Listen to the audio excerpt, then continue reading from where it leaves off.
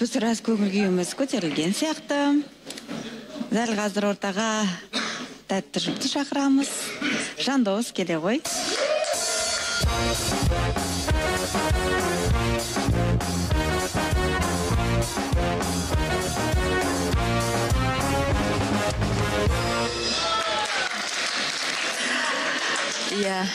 Үнемі билеп шығатын Жандостың көңілге керемет сияқты, және өткен жолы мен ғаламтордан көріп қалдым. Жандостың шыққанын керемет пародия жасайтын Мәди екен. Сөзімен қоса тек Жандосты ғана емес, Мейірбектің де пародиясын жасап жатыр. Екеуін көрсетші қазір ортаға шығып. Көрсетші. Давай, Мәди, давай. Кел, әуелі Жандос. Әуелі Жандос. Негізінде Жандосымен қатыса алмаймын да, Мейірбек салайын. Кеттік. Ал жақсы, кеттік.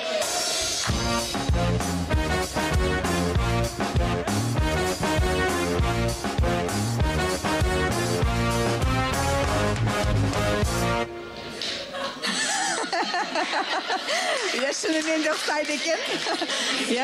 Ал. Сосын бұлай қайтады да Мейірбек.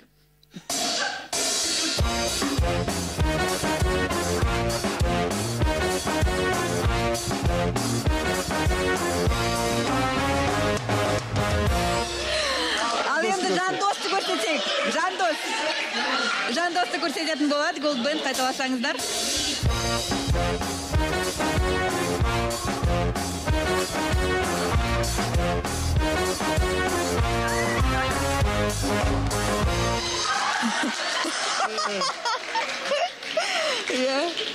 Шынымен де ұқсайды екен,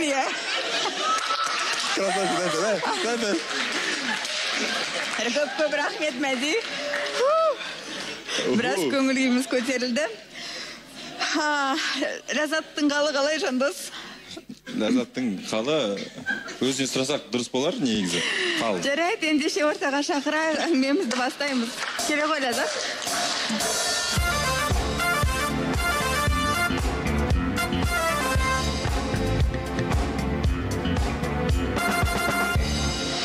Қош келдің. Сәлеметсіз. Қалың қалай? Жақсы, қазір күліп отырмыз. Ұқсайм екен Жандостың шыққанына?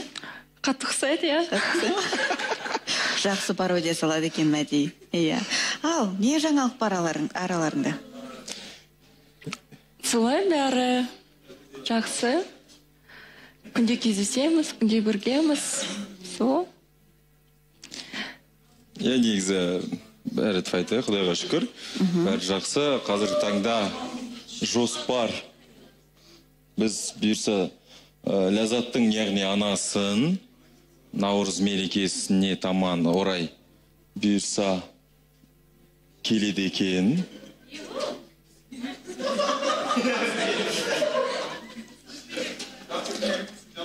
Асылханым да жүр екен бұл жерде.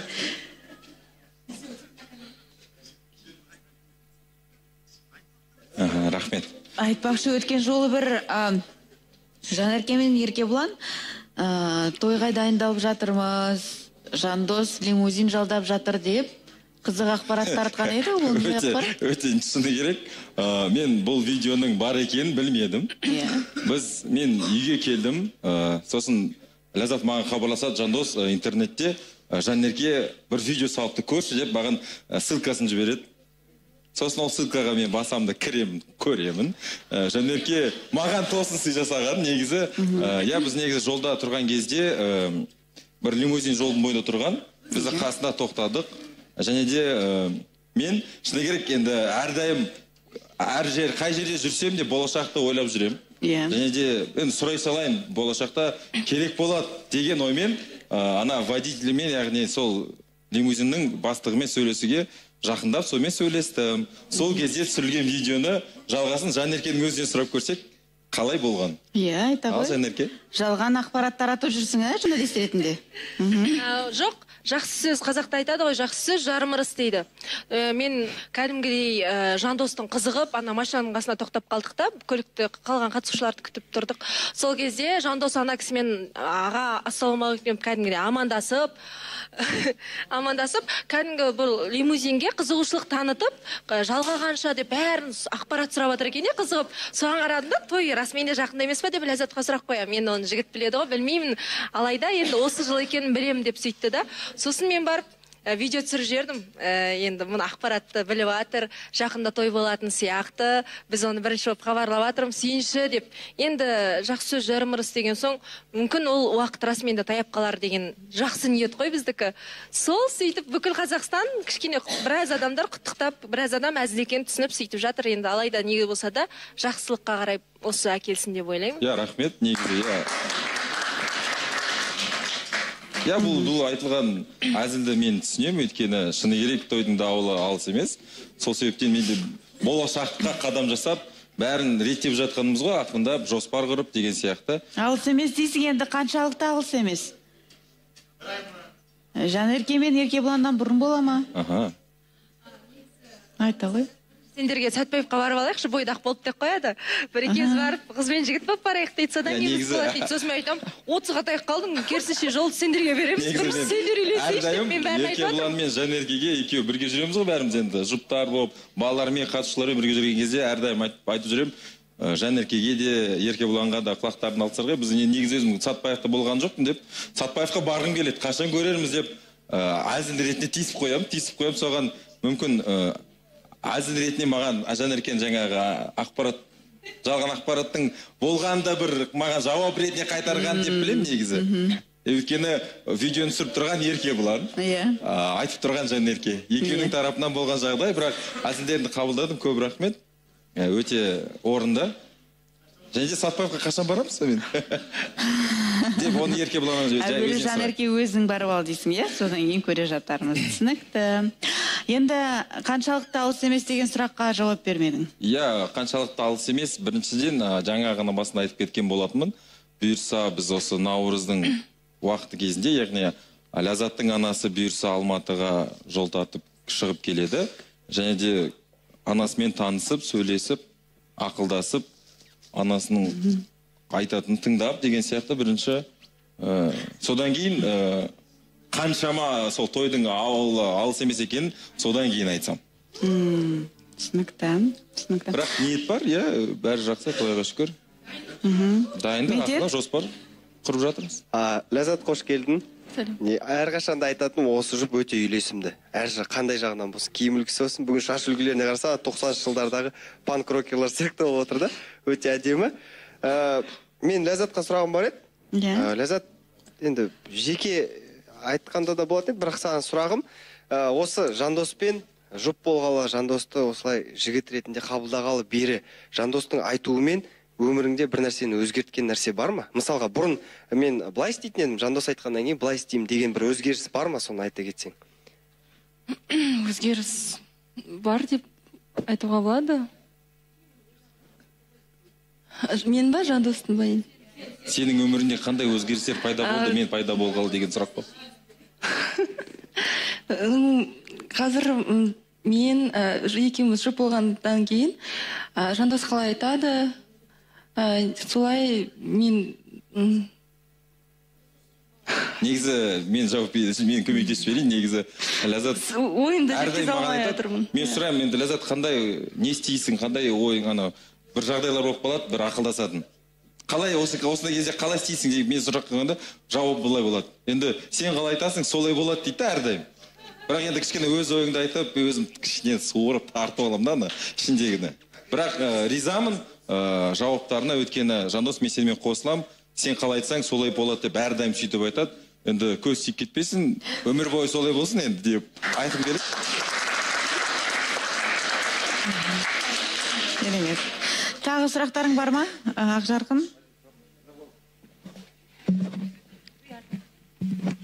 Ләззат, сәлем, қош келдің. Ләззат өзіме қатты ұнайды, өте биязы, инабатты, сұлу қыздардың, аруларымыздың бірі.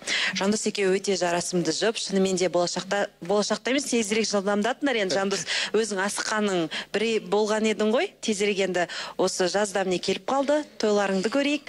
Ләззат, сен бір сөзінде айтып қалған болатынсың, Жандосты спортқа тарттым, спорт үйірмесіне жаздырттым деп сондай бір әңгіме айтқан болатынсың. Сол жайында жетістіктеріңді бөлісе кетсеңіздер. Не болып жатыр, не жаңалықтар бар? Пока жаңалық жоқ. Негізі Жандос қиын оны оятуға қиын, иә. А сонда әлі бармады ма? Бармады әлі. Бірақ сәрсенбі күні футболдан қалмайды дейсің? Бірақ футболдан қалмайды дейсің сәрсенбі күні? Футбол. Жанерке? Жандостың енді биге керемет икемі бар екенін білеміз. Ләззатқа үйрететін ойың жоқ па? Негізі сондай әдетің бар еді ғой? Біріншіден жаттығу залға барайық. Екеуміздің талаптарымыз, екеуміз бірімізді үйретеміз деген еді. Мен би жағынан болсын, бұл мен фитнесқа тартам деген, бірақ Біріншіден фитнеске барып кетейік. Микрофон сүймей қалған сияқты. Медет? Рас. Микрофонды сүймейсің, маған берем. Істеп тұр. Істеп тұр ма? 2-3-4. Дауысы шықпай жатыр екен жай ғана. Иә?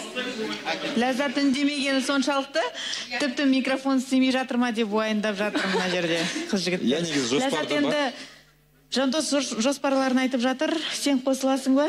Иә. Қосыламын.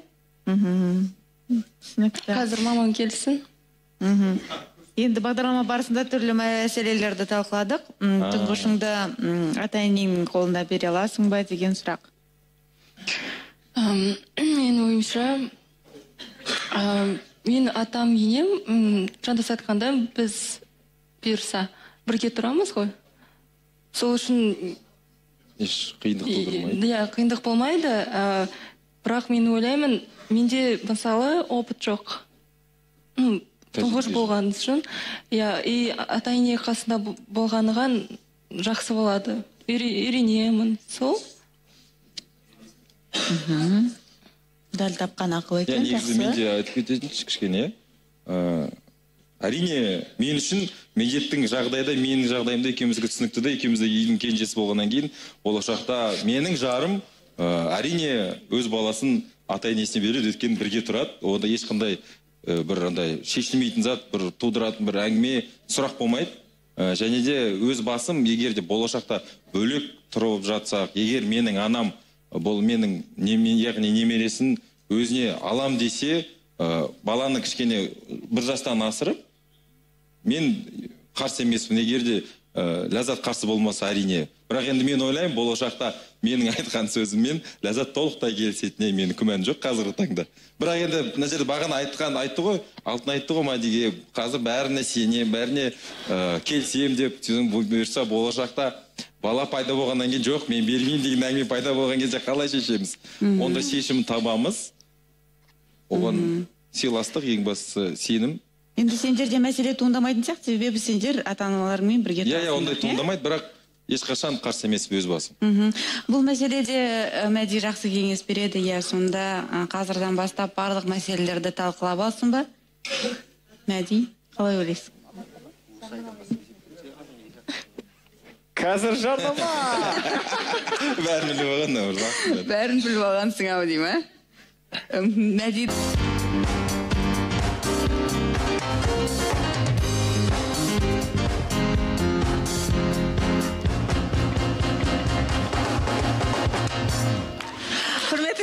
Біздің байланыс желіміз ашық. 8809-080-99-99 нөміріне хабарласып, 5 құпия таңбаны дұрыс ретпен алғашқы атаған көрермен жеңімпаз атанады. Ендеше сіздерге сәттілік тілейміз. Және сырласу бөлмесінде отырған жұпты ортаға шақырып, пікірлерін біліп алайық. Әлия, Құнанбай, келіңіздер.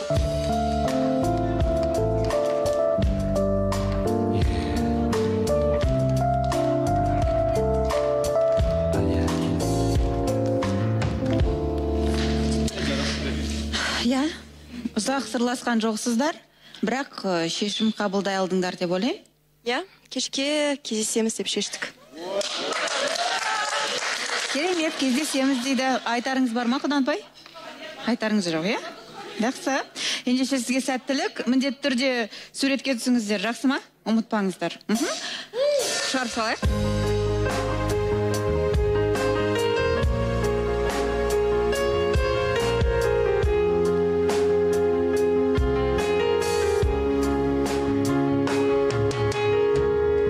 Айта ғой, Жандос, айтарым бар дейді.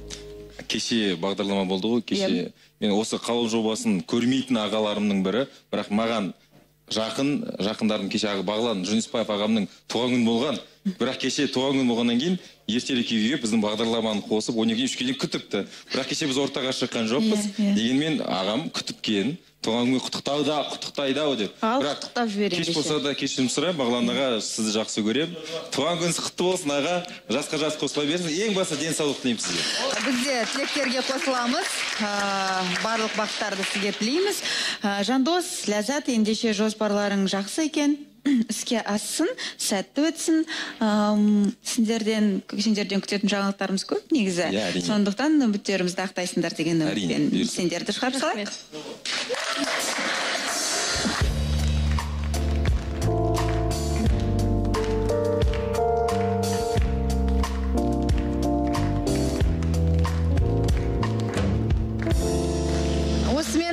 Қалаулымның бүгінге берілген уақыты аяқталды. Ертең сағат 12-де Еуразия бірінші арнасында жүздескенше күн жақсы болсын. Сау болыңыздар.